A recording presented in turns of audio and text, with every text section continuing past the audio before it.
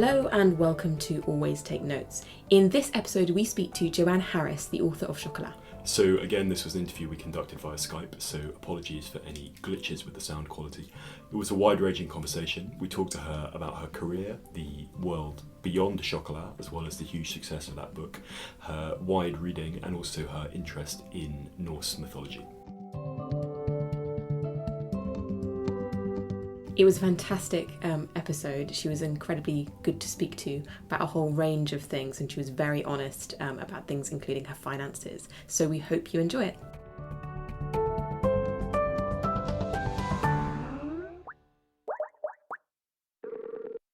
Well, listen, thanks so much for finding time at particularly what sounds like a very busy time for you. Your book's coming out in 2 days, is that right? Yeah, that's right, on Thursday. That's fantastic. That must be so exciting. Yeah, it'll be fun. So what we'd like to do, if that's okay, is sort of start with some sort of questions about your early life and your way into writing, and then move forward from there. So could you tell us a bit about what it was like growing up bilingual and what impact that had on your writing? Well, I don't have much of a point of comparison. My mother is French, my father is English. French was my first language because my mother didn't speak English when she came to England. I learned English when I went to school. I think inevitably I had perhaps a slightly different view of what different cultures were like, because I was part of two cultures, but I was always, wherever I went in the world, at least half a foreigner. But I think it gave me an interesting perspective on how communities work, particularly the kind of community that I lived in, which was not at the time what you'd call cosmopolitan. And it gave me an insight into the literature and poetry and art and the general traditions of two reasonably different cultures. And so I think, if anything, it contributed to my interest in reading and writing and stories. Did you grow up reading sort of stories in both languages? I know I've got my best friend is half French, and she grew up adoring Asterix, Novelist, and a whole load of French comics, and she said there just wasn't their equal in English. Yes, I read in French as well as I did in English, and from an early age. I didn't read comics, though. I wasn't allowed to read comics. Oh, how come? I don't know. My parents didn't approve, I don't think. There were an awful lot of things that I wasn't allowed to read. What else? I couldn't read horror or fantasy or sci-fi. Well, I did, of course, inevitably, but they weren't supposed to. I wasn't supposed to have them in the house. I think my mother felt that they were somehow trivial or not good, and so I was supposed to read what my parents considered to be serious literature, which of course inevitably sent me the way of reading all kinds of things that I knew I wasn't supposed to read. And that kind of probably explains why the first novel that I wrote was a horror novel. And your earliest ventures into writing creatively for yourself, were they in French or were they in English? No, I've always written in English. I don't know why. Do you think you could write in French? Yes, I could, and I have done, but I'm just not motivated to. Interesting.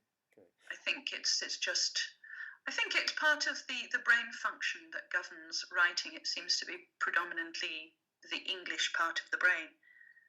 But I have done journalism in French, and I have done the odd few things for different publications, but it's not something that I'm particularly drawn to do. So your early career, you did a few different jobs, accountancy and you were a teacher for a little while. Did you always sort of have writing on the side, and how did writing sort of begin to take over?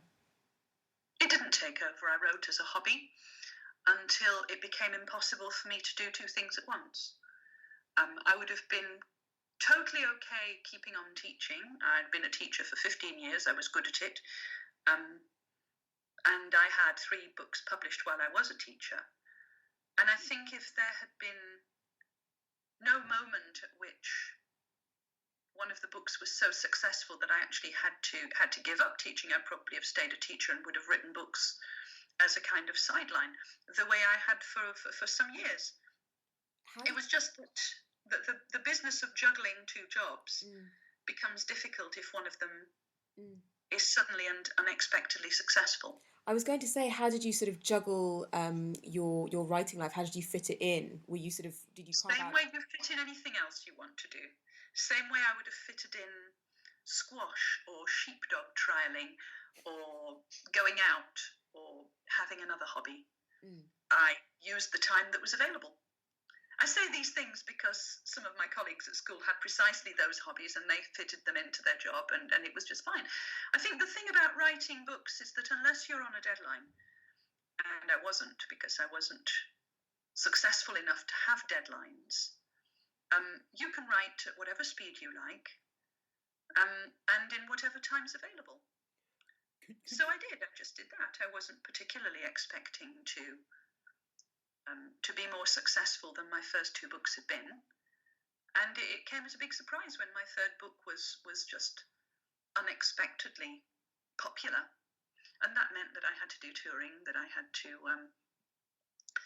do promotion, all sorts of things that I'd never done before, and so I had a look at my day job, and by then Chocolat had been such a success that there were people actually turning up, members of the press turning up at the school and trying to doorstep me there, and I thought, right, this is untenable.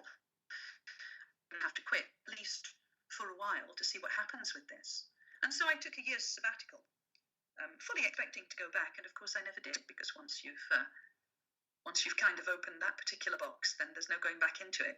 Could you tell us, just winding backwards a little bit, about the mechanics of getting your first books published? How did you go about getting an agent, getting a publisher? What was that process like for you? Because you were in your mid-20s when your first novel came out? Yes, that's right.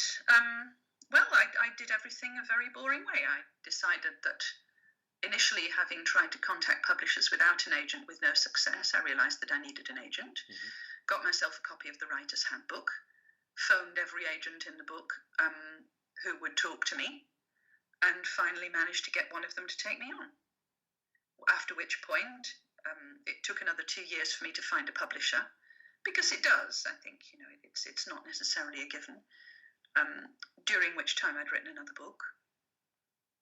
My first two books were published by different publishing houses because they were slightly different books, and I think in those days, as now, people quite liked the idea that you would follow up your first book by another one that was almost exactly the same, and I already knew that that wasn't going to be the way I did things, and so it was a kind of slow process. But yeah, that's pretty much what I did.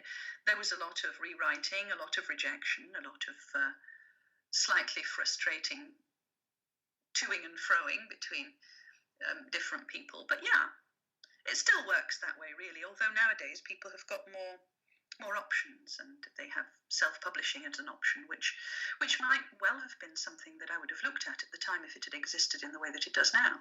Mm. When you first got your agent, what stage was your manuscript at? I mean, were you working on what was going to become your first novel, and what stage was the text at? When I had a finished first draft. Okay. I don't think it's sensible to go to an agent without a finished first draft if you want them to take you seriously, because I think agents are not really looking for a reason to take you on. They're looking for a reason to reject you. And the fact that you don't have a finished manuscript, and you may be the kind of person who never does finish the manuscript, I think is possibly a turn-off for some agents. And so I think that anybody wanting to interest an agent, any first novelist who is not already a celebrity or somebody who the agent has heard of, ought to make their approach with something as close to a finished draft as they can, even though they may well have to rewrite it for the agent and later possibly for any editors that get involved. But agents don't like to read unfinished novels generally. They like to feel that there is something solid there. What has your relationship with your agent, have you sort of stayed with them, and have you found that those relationships you've had with your agent or agents, as may be the case, and with your editors, have they kind of contributed to what you've written, or have you always kind of more done your own thing, as you've already hinted at a little bit? Well, it's not really the job of an agent to tell you how to write or what to write. Most agents are not writers. Their job is to identify somebody who might be interested in publishing your book and to try and put your book the way of somebody who will love it. So no, none of my agents have contributed to what I've written. Occasionally one of them has asked a question and has said, perhaps you should make this clearer, but they're not there to edit. That's not really their job. I think with my editors, there's been inevitably there's had to be a reasonably close relationship. I think you have to have an editor who believes in you and who knows what you're doing and who likes it, and an editor that you can trust. Because I think if you are going to rely on somebody to edit your work, you've got to feel that they have something worth saying, and that they have insights that you can use and that will help you. So I've had a few editors. And a few agents, in fact. I've not stayed with my first agent who's died. I then got another agent who's also died. Both of them were pretty old. It's not like as a curse on me or anything that I kill agents, but I'm now with an agent who I knew when I was at college, who I get on very well with, because I know what he's like. I've known him for years. And I think with agents, you have to, again, like with editors, you have to have confidence in them. And you have to believe that they believe in you and that they're not just monetizing something that they think is going to make a profit for them, that they actually see something in your work that's different and that's interesting and that's worth pushing. I think anybody choosing an agent or anybody working with an editor needs to actually look at that relationship and understand that it's going to be an important relationship in your life, and to make sure that it's built on a reasonably secure grounding. And I think I've been pretty lucky with mine. I'm very fond of my new editor at Orion, because I've changed publishing houses after having been at Transworld for some time. I had an editor at Transworld who was also very supportive.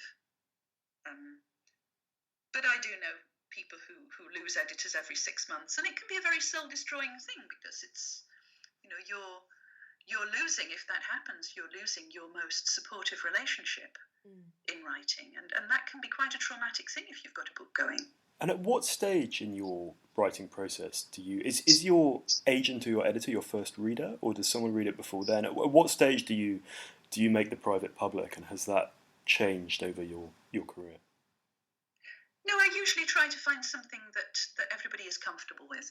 At the moment, my new editor is working on a principle quite similar to that of my first editor, whereby I send her the manuscript in chunks.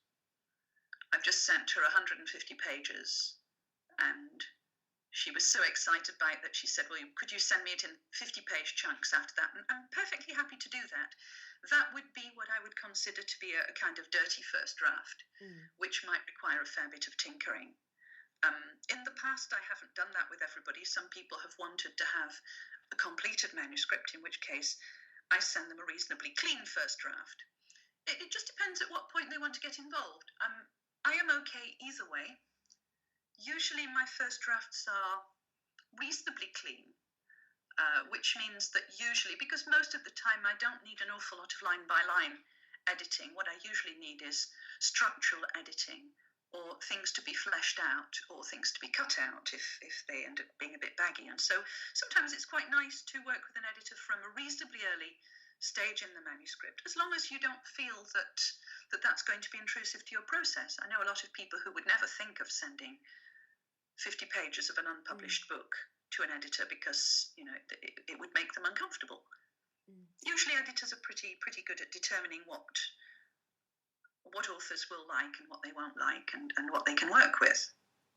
It seems to me, I find it very interesting hearing you speak about your own kind of self-knowledge of your writing and what you prefer, and needing structural work or help from your editor and so on and so forth. Is this something that you've always known about your writing and about how you've written and how you and your style, or is this something that you've kind of developed and learnt more as you've written more books? Well, I think that inevitably as I write more books, I become more self-aware about the process. And I also realise that the things that people are more likely to comment on than others. And so, yeah, I think I've become much more self-critical, certainly, which is a good thing. and I've become more aware of the things that I need to think about in terms of the editorial process. Everybody has things. Everybody has some weakness or something that they know is going to be more of a problem than other things. And some people it's dialogue, with some people it's characterization. With me it tends to be structure and timelines, which are things that I tend to tinker about with a lot more than I do the kind of stylistic or line-by-line stuff. So if I do tinker around with something, very often it's quite, it's a structural process. Could you tell us a bit about the experience of those early novels, so pre-Chocolat, in terms of the reception and in terms of how they did? Well, they were both effectively first novels with those publishing houses. The first one, The Evil Seed, was a paperback original, and it was published by Warner. And I don't really know what they thought they were doing with it.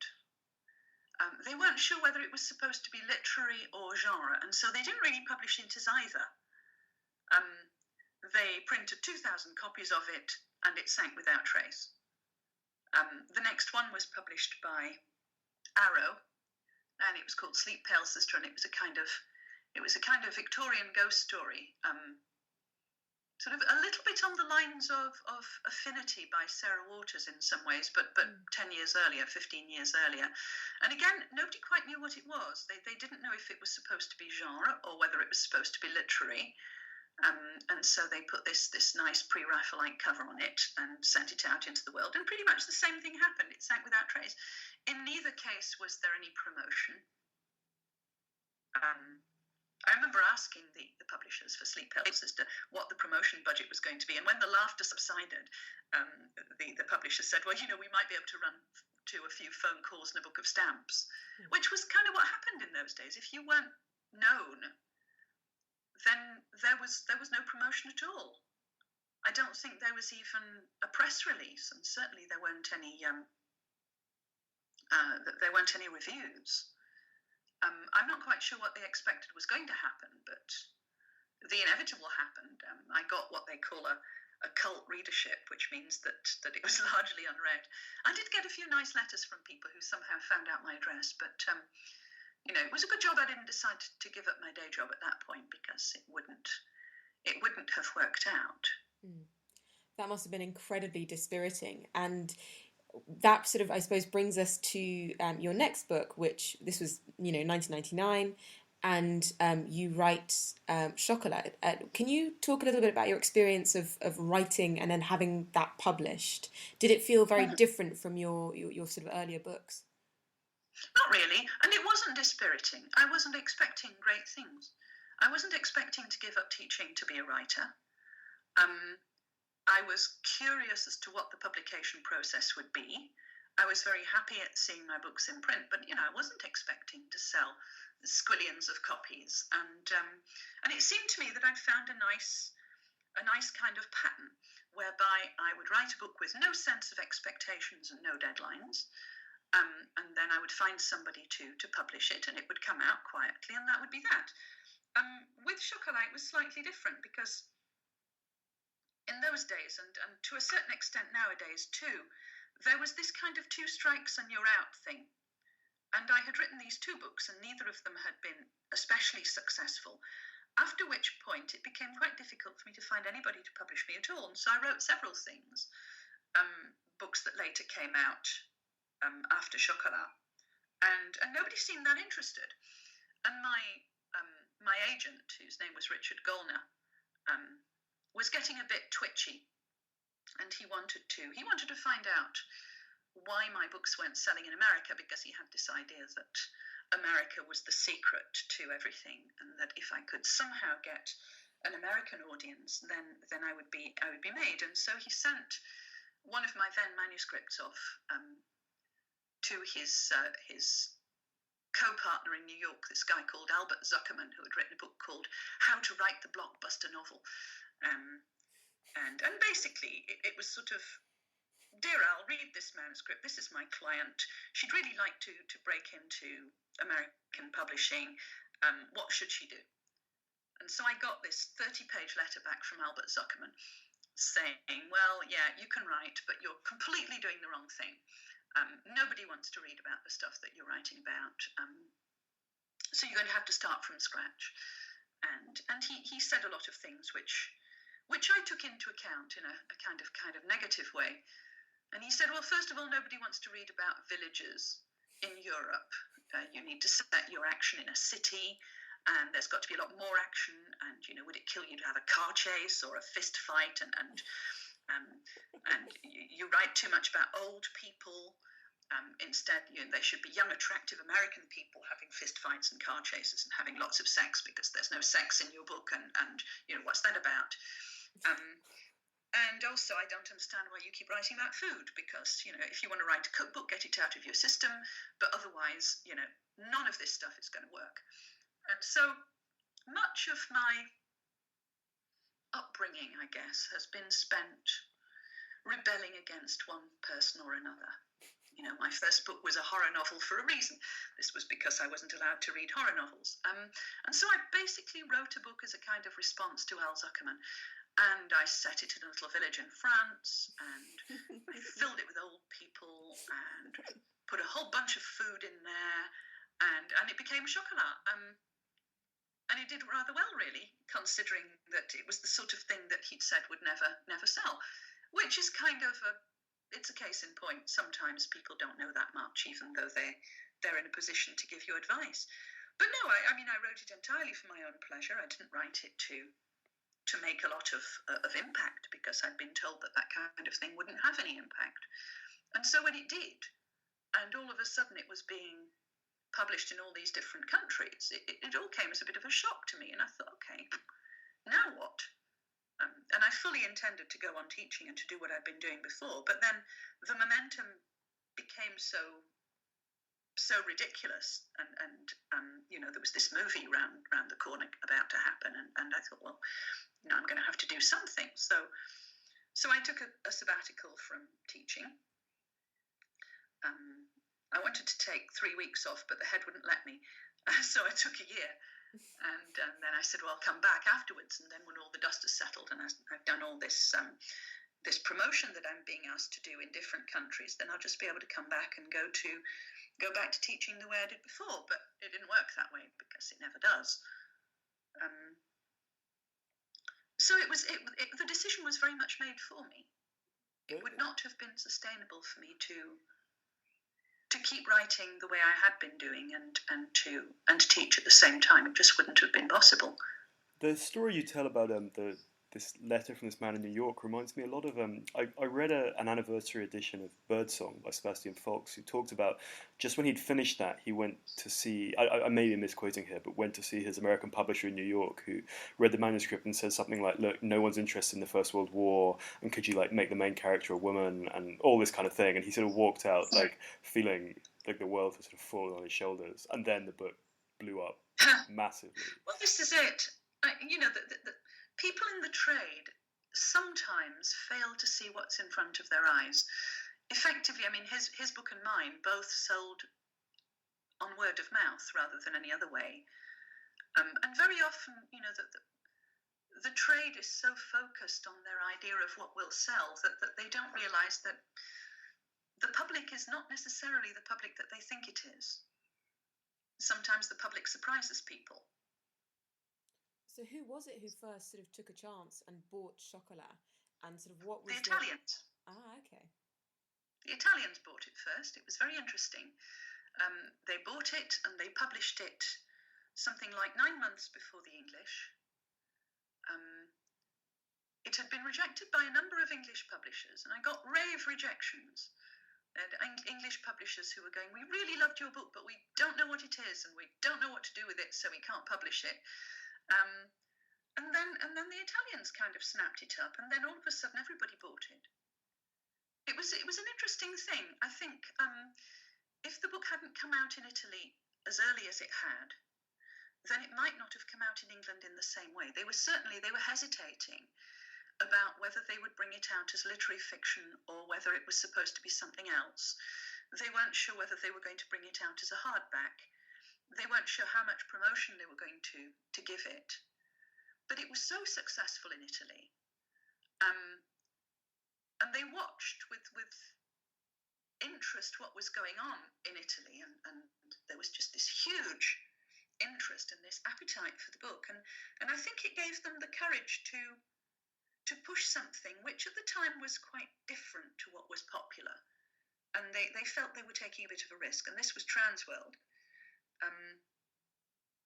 But no, sometimes I think publishers, particularly big publishers, are quite risk averse.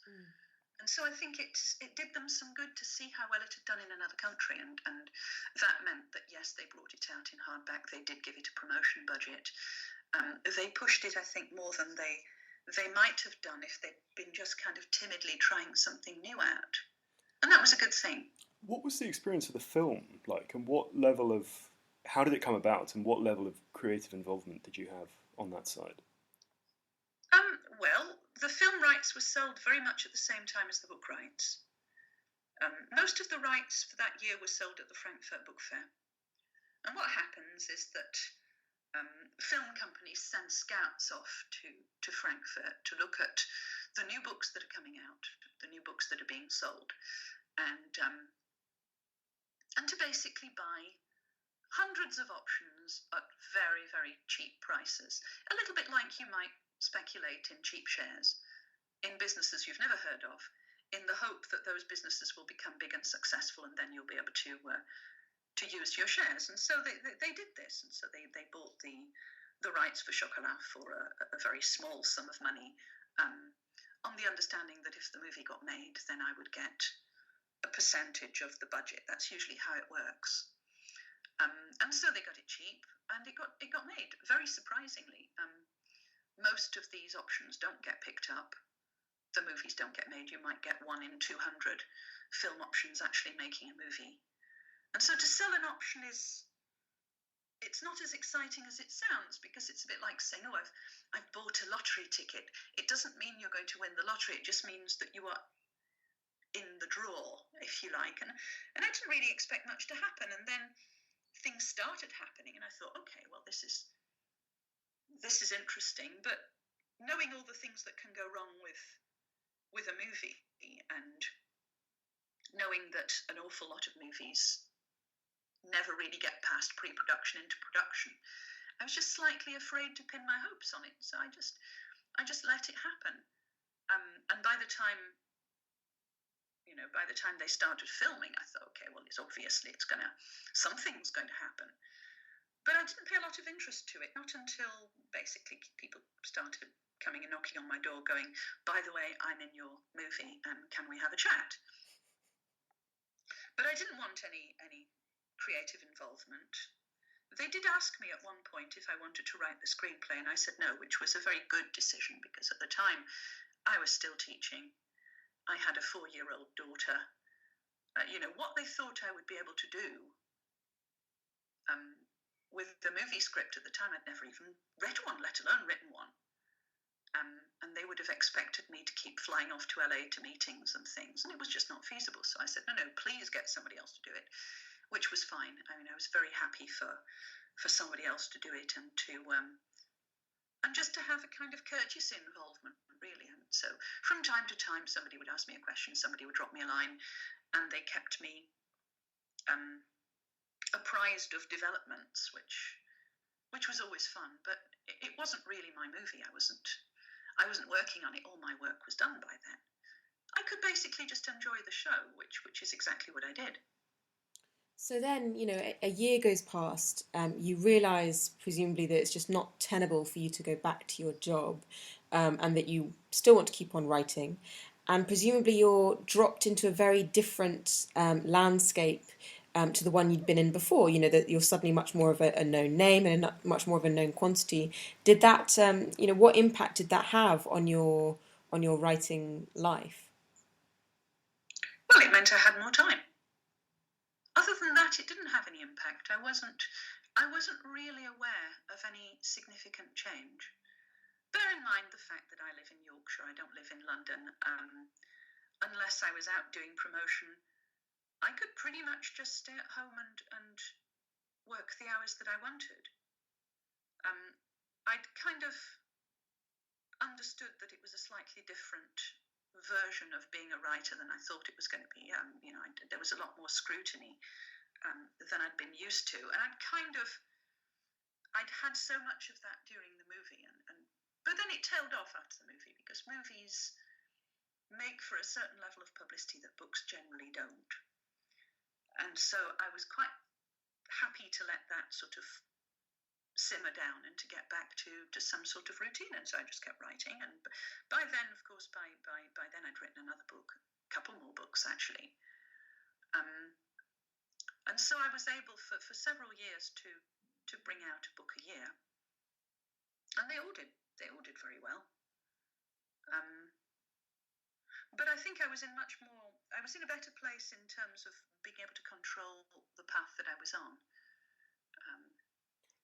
But there was a lot more promotion and a lot more travelling than I was expecting. And so I found that in terms of actually having time to write, I was still clawing back time in much the same way that I had when I'd been teaching full time. It was just, I was clawing back time from being a writer rather than from being a teacher. I was just going to ask, could you explain a bit about what promotion or promoting a book involves for people who aren't familiar with it, and maybe how that's changed a bit between when you started doing it and now? Yeah, I don't think it's changed at all. Promotion covers a whole load of different things, and depending on the profile of the author, you may or may not get to do all of them. You have things like readings, which tend to happen when a book comes out. And so usually for the 2 or 3 weeks around the launch of a book, you will do readings in bookshops, in libraries, at festivals, sometimes at cons if you're a genre writer. And you will generally read from your book, talk about your book, sign copies of your books. And so readings and signings is the baseline. Festivals are very, very common and very popular. And then if you're published abroad, it's very likely that foreign publishers will ask you to travel abroad and to do those things or something similar in their country. Now, all countries have a slightly different view of author promotion, and so some countries love festivals, some countries just love signings, some countries will kind of do a big kind of press conference around you and that will be it. But I was, by then, after Chocolat, I was published in something like 40 countries by then, and so I was getting lots of invitations to go to festivals abroad, to visit my foreign publishers and to meet my foreign public. And I found that at the time, if I could keep it to about half a dozen or 10 foreign visits a year, then I would still have some time to write. But it was a big eater of my time. And although it was great fun, and it was a very rewarding thing to do, I was also aware that it wasn't writing and that it wasn't what my publishers were actually paying me to do.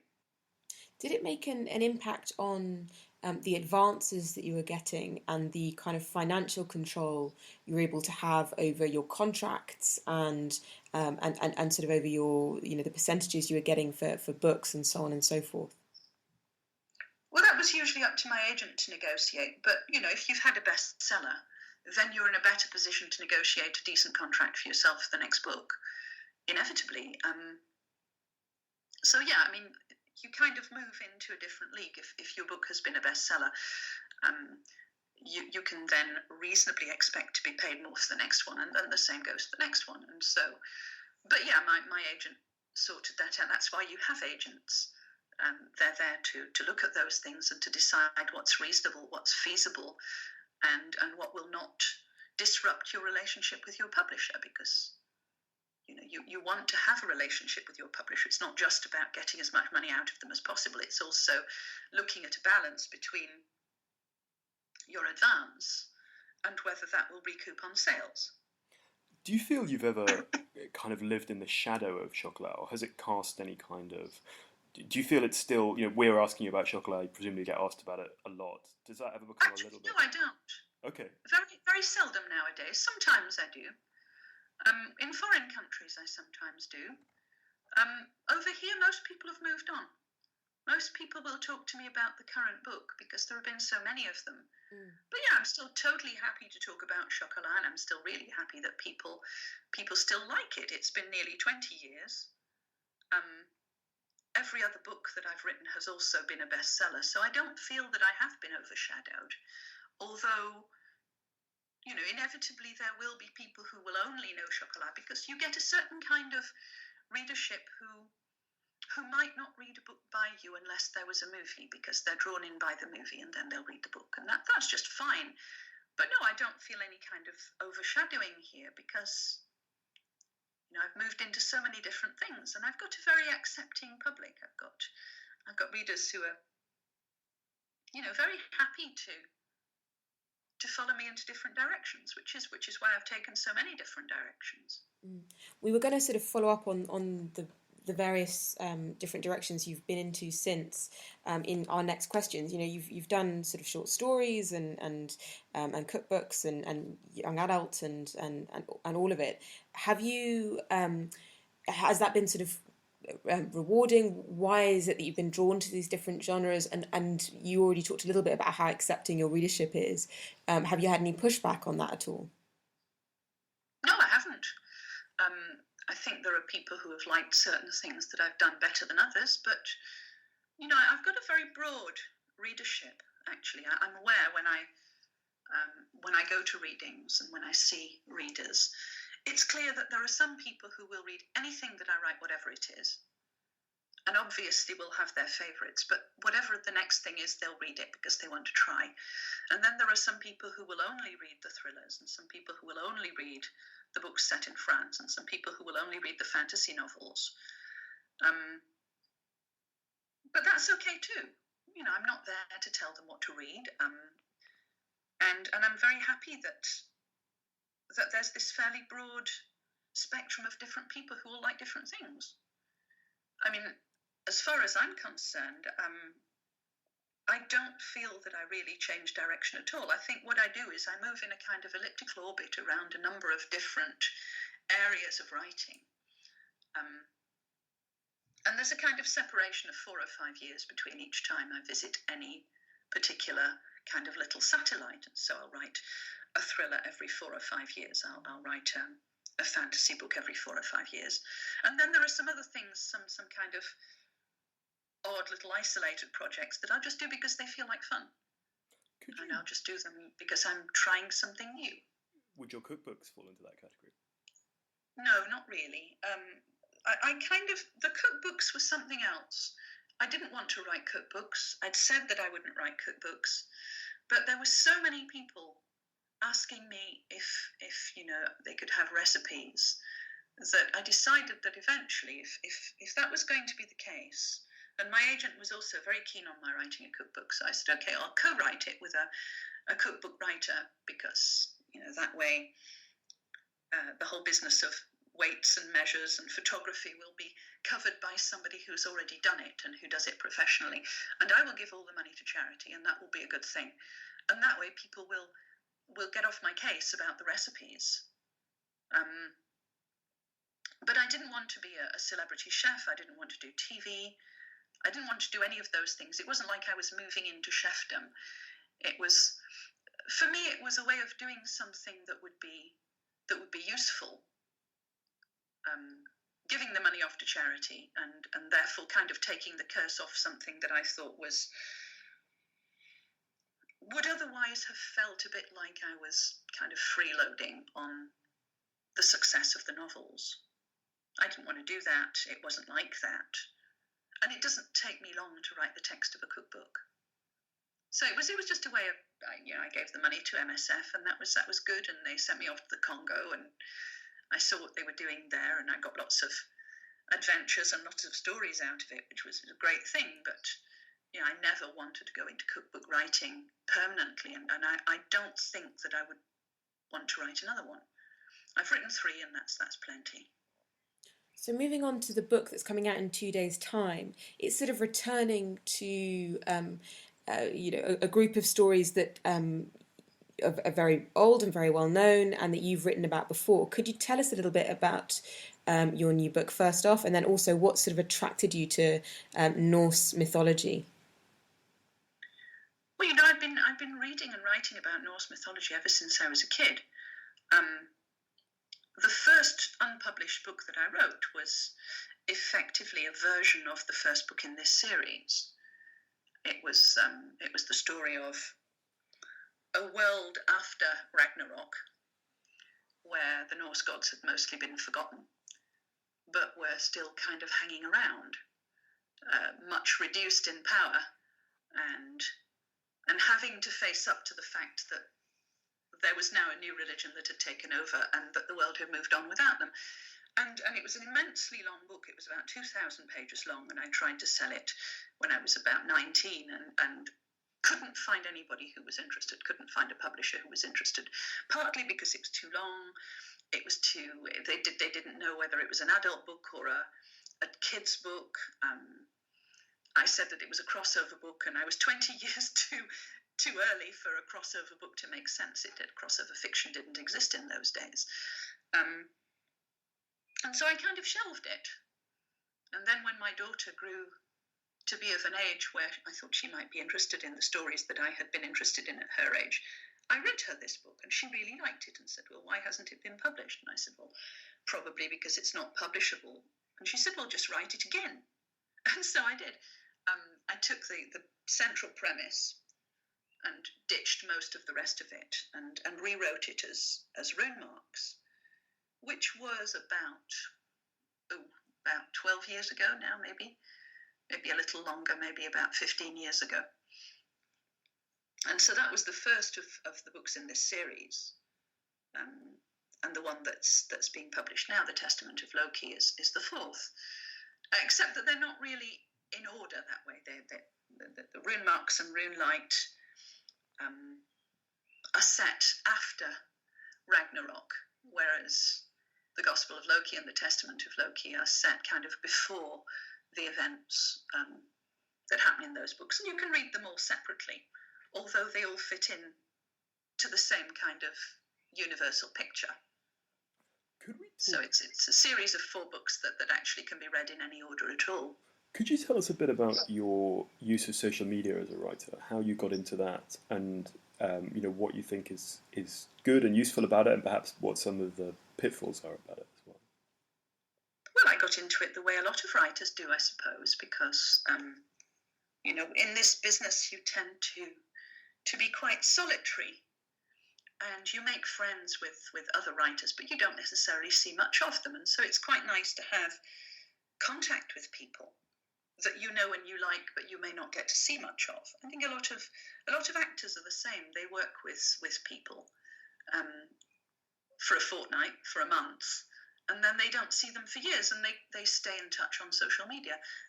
I think which is why so many actors and writers are on Twitter, actually. Twitter seems to be a much more water cooler conversational medium than some other social media, and I was kind of drawn to it partly for that reason. I don't use it much in terms of wanting to promote books, because I don't think it works that way. I don't think it's particularly interesting to read about somebody promoting their book, and so I don't do all that much of it. But I have used it to tell stories, to have discussions, to find out information, to canvass opinions, to stay in touch with colleagues, and just basically to have fun. I think, when I was a teacher,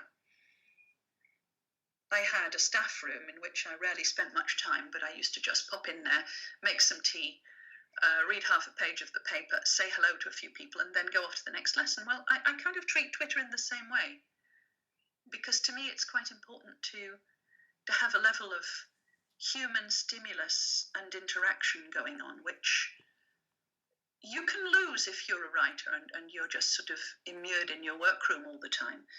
And I don't think that would be good for me as a writer. I think I've always been the kind of person who got ideas from being around other people. I thought your 10 tweets series is very interesting, and I've followed with sort of great interest some of the quite feisty exchanges that you've had with people coming on there. And I suppose if you could tell us a bit about that, and perhaps also, you know, where you see social media fitting for writers with the kind of current Me Too moment, with notions of sexism in the literary industry and stuff like that as well. Well, social media is just another means of creating groups, discussion groups, social groups, pressure groups. I think it's, at its best, it can be a valuable tool for enlightenment and protest and raising of awareness. Obviously, it also has a kind of downside whereby anybody with an opinion, however toxic, is able to express it on social media, and that's something that people need to be aware of and are aware of. But you know, most of social media has fail-safes, which means that you can block or mute people or otherwise distance yourself from them if they're being toxic. And I think it's important for everybody's sanity to know when to do that and not to get too irate about online confrontations, because you know that life is just a little short, and answering every single troll and correcting every single troll's grammar is probably not the best usage of your time. One thing that we always are really interested in is how people go about planning their books, or how they start writing them. And we found sort of there have been two broad camps, one of which are plotters who kind of plot out every moment of their book, and the other are plungers who just dive straight in.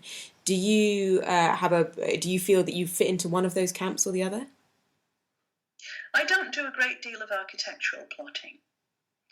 I think what I quite enjoy about the process of writing a book is the levels of uncertainty and the discoveries that you make along the way. So I think sort of an important part of my process is not necessarily knowing how everything is going to happen. Obviously, even people who do just plunge into writing a book have some sort of idea what they're writing, because if they don't, the book's not going to be much good. But I do like to feel my way through a book rather than to know exactly what's going to happen, because I think that particularly when I'm writing a book that requires surprises and reversals and things to actually take the reader by surprise, I think if you are, as a writer, also taken a little by surprise, then you're much more likely to have an impact on the reader. And so I don't like to know too much in advance. I mean, I will know more or less the general shape of the story, and I'll usually have an idea of some of the key scenes, but no, it's not an architectural plan, and you know, sometimes I do find that I have no idea how a book's going to end, and generally I'll have a moment where, around the middle of the book, I'll think, well, you know, how is this book going to end? Where is it even going? It can be a little stressful, but I think also because it's part of the process that I like, the sense of discovery, and you can pull things in that are happening to you at the time. And I think with me, because a lot of my books are born from things which have been influential to me, or things that have happened to me, or things that have happened to people around me, or things that are happening in the world around me, those things are not always predictable, and their impact on the book isn't always predictable either. And so I kind of like to leave plenty of fluidity there for those things to find their place within the finished work. We hope you enjoyed that. Now, a swift update from us, Simon. I have finished my book. I've turned in the last section, or to be more accurate, the rewrite of the last section. Hooray! And it was your birthday? It was my birthday as well, so all sorts of celebrations. So now all that remains is the small task of cutting a third from the manuscript, but that's going to be fine. Cassie, what about you? Cutting a third, casual. I have got the proof copy on my desk just behind me as we speak, so I'm going through that with an eagle eye, particularly since when I opened it at the very first, the title page, it had my name misspelled. So Not ideal. I'm now being extra careful. That's the proof of Cassia's new book, we should say. Yes, which is coming out October 4th, which is very exciting. So yeah, I'm going through that, which is it's a really fun process to see a scrappy Word document get turned into something that even as a sheaf of A4 pages looks a lot more like a book. It's a very pleasing thing. Anyway, this has been Always Take Notes, hosted as ever by me, Simon Acombe. And me, Cassia Sinclair. Our producers are Olivia Crellin, Ed Kiernan and Liz Davies. Zara Hankier looks after our social media.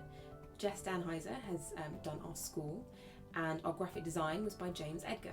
And you can find us on all manner of social media. We're on Facebook and Instagram at Always Take Notes. We're on Twitter at Take Notes Always. And our crowdfunding page is patreon.com/alwaystakeNotes. Website is alwaystakeNotes.com. And if you've enjoyed the show, we'd love it if you could leave a review on iTunes or, as above, contribute to our crowdfunding page. It really helps. Thank you so much.